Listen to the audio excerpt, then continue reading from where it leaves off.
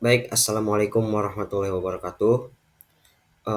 Sebelumnya di sini saya akan mempresentasikan mengenai hasil penelitian kemarin yang berjudul pengaruh variasi limbah tahu terhadap kandungan lipid dalam kultivasi mikroalga Auxina chlorella sp dengan menggunakan metodenya itu ekstraksi ultrasound assisted extraction atau yang disingkat dengan UAE.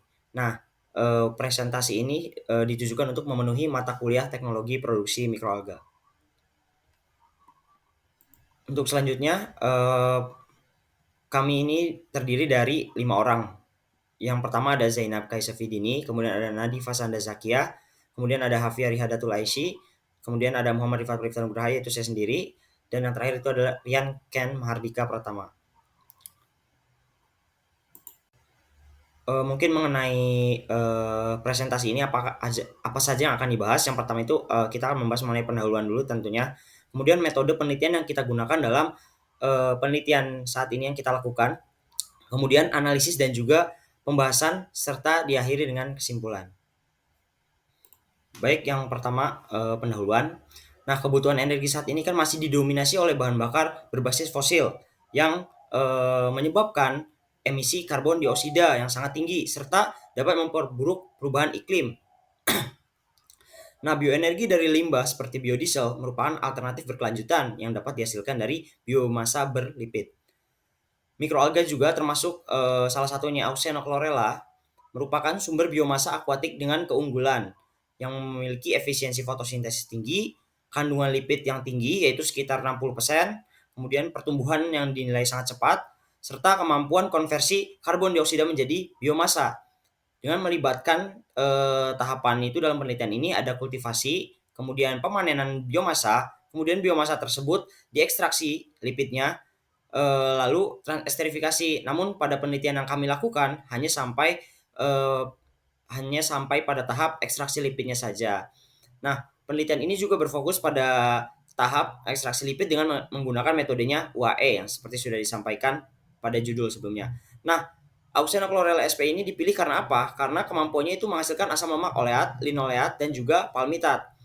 Kemudian media kultivasi kita menggunakan limbah cair tahu dengan menggunakan media kultivasi tersebut sebagai pengganti dari pome atau palm oil meal effluent. Nah, karena kandungannya yang kaya protein dan lemak serta tidak memerlukan proses pretreatment yang kompleks. Nah, selain itu limbah tahu juga tidak menimbulkan dampak lingkungan sebesar pome.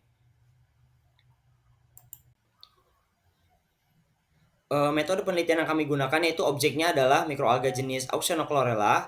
Kemudian media yang digunakannya itu adalah limbah cair tahu yang kita peroleh dari produksi limbah tahu lokal, pabrik tahu lokal yang ada di Yogyakarta. Kemudian untuk desain kultivasinya itu kita menggunakan wadah berupa toples bening sebagai reaktor sederhana. Kemudian kita membuat volumenya itu 50 mili per toplesnya dengan konsentrasi masing-masing limbah tahunya itu 10%, 20%, 30%, 50%, dan juga 70% volume per volume. Dengan menggunakan variabel pencahayaannya itu tetap 200 lux selama 24 jam. Nah, untuk durasi kultivasinya itu ya sekitar 6 hari dimulai pada hari ke-0 hingga hari ke-6 dalam suhu ruang. Untuk pemantauan pertumbuhannya kita menggunakan colorimeter, alat berupa colorimeter untuk mengetahui absorbansinya. Absorbansi hariannya yaitu dengan panjang gelombang 635 nanometer. Nah, kemudian kita juga di sini tanpa penambahan nutrisi eksternal karena di sini kita ingin melihat dengan kekurangan kondisi tanpa nitrogen. Nah, itu. Mungkin metode penelitiannya. Oke, perkenalkan nama saya Hafia Rihadatul Aisy. Di sini saya akan melanjutkan mengenai metodologi penelitian kami pada prosedur kultivasi. Pertama-tama, mikroalga Auxina chlorella sp dikultivasi dalam media 50 mili menggunakan reaktor sederhana berupa toples. Kami juga memvariasikan konsentrasi limbah cair tahu menjadi 10%, 20%, 30%, 50%, dan 70% secara volume per volume. Kemudian total volume campuran limbah dan mikroalga di setiap perlakuan dibuat tetap yaitu 50 mili. Berikut ini adalah komposisi detil dari setiap perlakuan yang kami gunakan.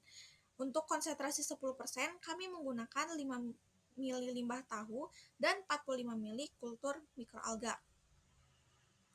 Untuk konsentrasi 20%, kami menggunakan 10 mili limbah cair tahu dan 40 mili kultur mikroalga.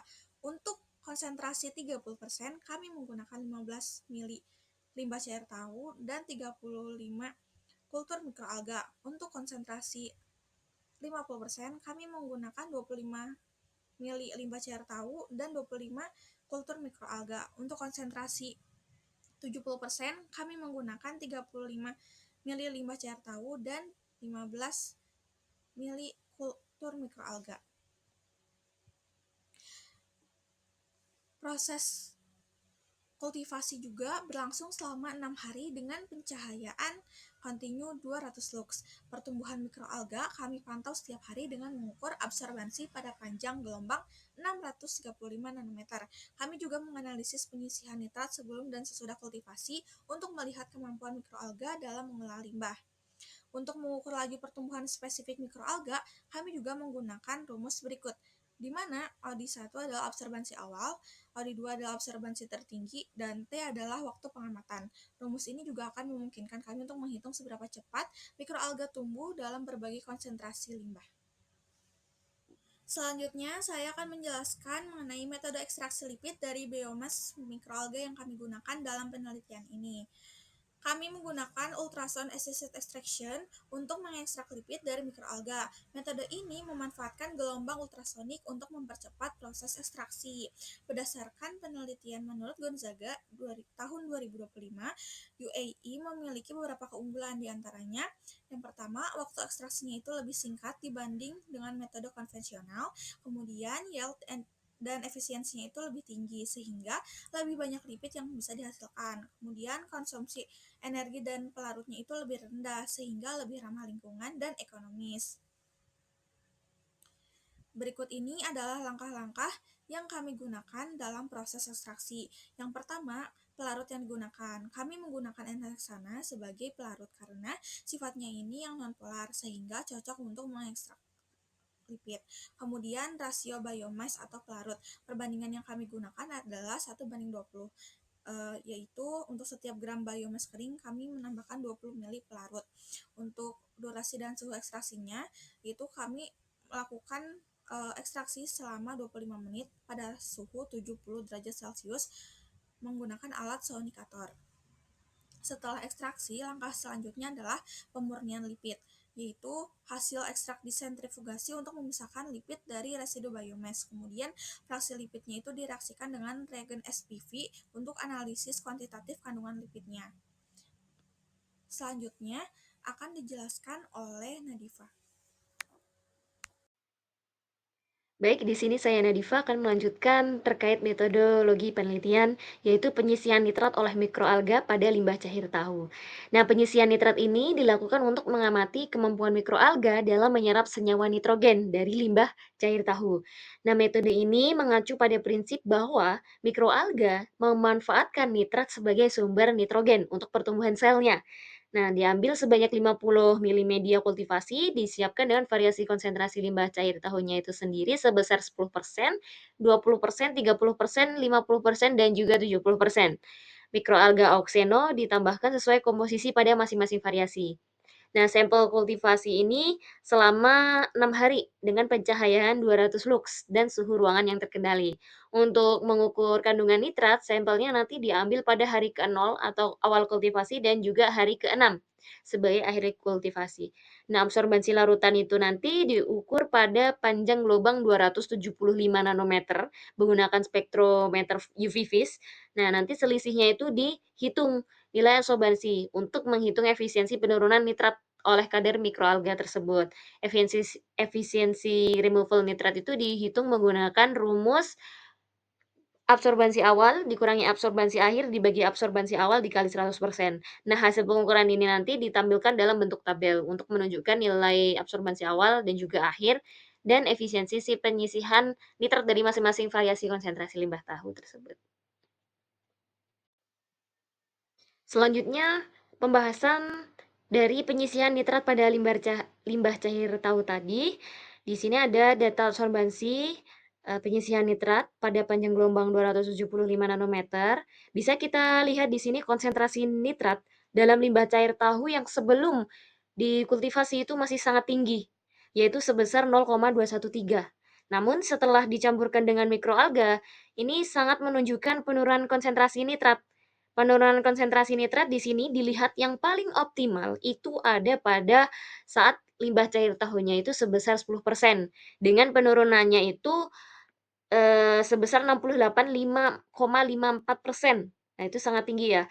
Kalau 20% itu efisiensinya 64,79, di limbah cair tahu 30% itu removal-nya 56,81%, kemudian di 50% itu removal-nya 51,64%, dan di limbah cair tahu 70% itu efisiensi removal-nya di 42,25%. Nah, hal ini dikarenakan karena perbandingan mikroalga lebih besar dibandingkan dengan limbah cair tahunya. Jadi pemanfaatan nitrat untuk pertumbuhan pada konsentrasi 10% ini dimaksimalkan dengan baik. Berbeda nih dengan konsentrasi limbah cair tahu yang di 70%, yang menunjukkan penurunan konsentrasinya hanya sebesar 42,25%, kurang dari 50%. Pada konsentrasi limbah cair tahu 70%, itu perbandingan mikroalganya lebih sedikit dibandingkan dengan limbah tahunya. Sehingga semakin banyak kultur mikroalga, semakin banyak pula penurunan konsentrasi nitrat yang terkandung dalam limbah cair tahu. Baiklah, selanjutnya analisis absorbansi mikroalga pada variasi limbah tahu. Absorbansi ini akan menunjukkan pertumbuhan mikroalga. Yang artinya, semakin besar absorbansinya, maka semakin banyak mikroalga yang tumbuh atau berada dalam kultivasi tersebut. Absorbansi yang dipilih adalah pada 635 nanometer dan intensitas cahaya 200 lux. Adapun laju pertumbuhan tersebut atau absorbansi tersebut dapat dilihat dalam tabel 3. Absorbansi mikroalga meningkat dari hari ke-0 hingga hari ke-6 yang menunjukkan adanya pertumbuhan sel. Absorbansi tertinggi perkonsentrasinya yaitu pada konsentrasi 10% terjadi pada hari kedua, lalu 20% hari keempat, 30% hari ketiga, 50% hari keempat, dan 70% hari keenam. Grafik pertumbuhan mikroalga selama 6 hari kultivasi dapat dilihat pada grafik dalam gambar 1. Adapun analisisnya, konsentrasi 50% menunjukkan fase lak cukup panjang, karena lonjakan pertumbuhan baru terjadi pada hari ketiga. Lalu konsentrasi 70% belum menunjukkan penurunan absorbansi hingga hari ke-6, menandakan nutrisi masih mencukupi. Konsentrasi lainnya mulai mengalami penurunan setelah mencapai puncak, menandakan mulai memasuki fase kematian atau dead phase. Kesimpulannya, pertumbuhan mikroalga dipengaruhi oleh ketersediaan nutrisi dan rasio mikroalga terhadap media. Konsentrasi 70% mendukung pertumbuhan berkelanjutan hingga akhir pengamatan. Lalu analisis laju pertumbuhan spesifiknya. Laju pertumbuhan spesifik dapat dilihat pada tabel 4 sebagai berikut. Konsentrasi 50% menghasilkan laju pertumbuhan tertinggi yaitu 0,2858 per hari yang menunjukkan kondisi optimal untuk pertumbuhan mikroalga. Konsentrasi 20% dan 30% memiliki laju pertumbuhan rendah, yaitu masing-masing di bawah 0,1 per harinya. Yang mana ini terjadi karena kemungkinan nutrisi yang kurang mencukupi. Lalu konsentrasi 70% mengalami laju pertumbuhan sebesar 0,1051 per hari.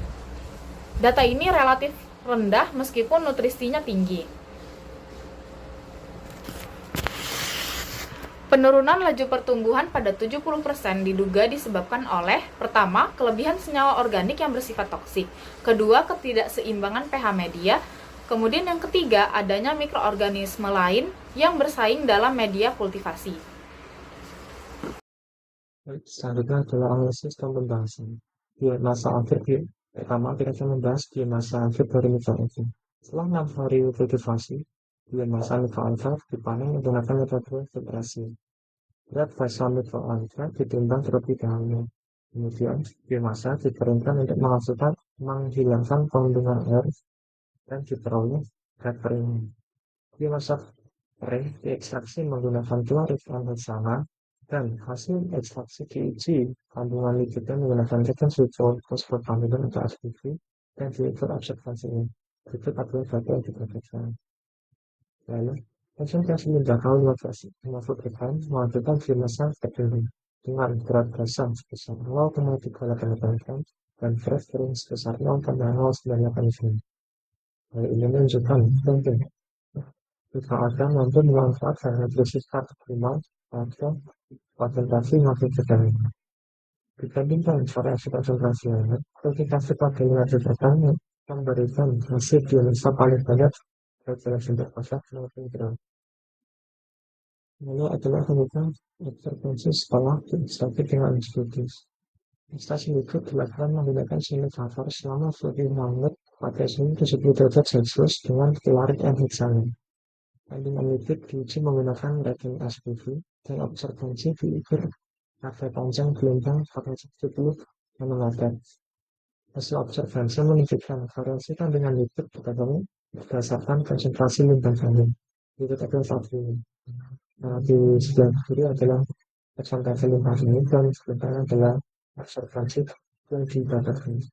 Nah, kemudian observasi dicek melalui panjang gelombang relatif siklus nanometer. Hasil pengukuran observasi menunjukkan bahwa konsentrasi limbah dari 70% menghasilkan absorpsi yang sangat tinggi sebesar 0,4 yang menunjukkan kandungan lipid yang paling tinggi dari seluruh variasi yang sudah diuji.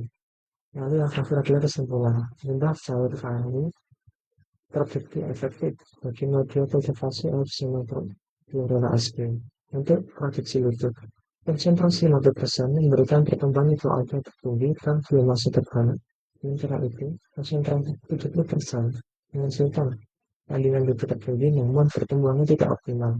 Metode UAM berhasil meningkatkan efisiensi ekstraksi lipid dan dikatakan kesimpulan kita, penelitian ini menunjukkan bahwa potensi kemasukan limbah tahu dalam produksi bioenergi yang berkelanjutan dan ramah lingkungan.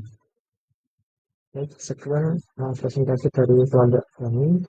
Bila ada salah kami yang lain, saya mulai warahmatullahi wabarakatuh.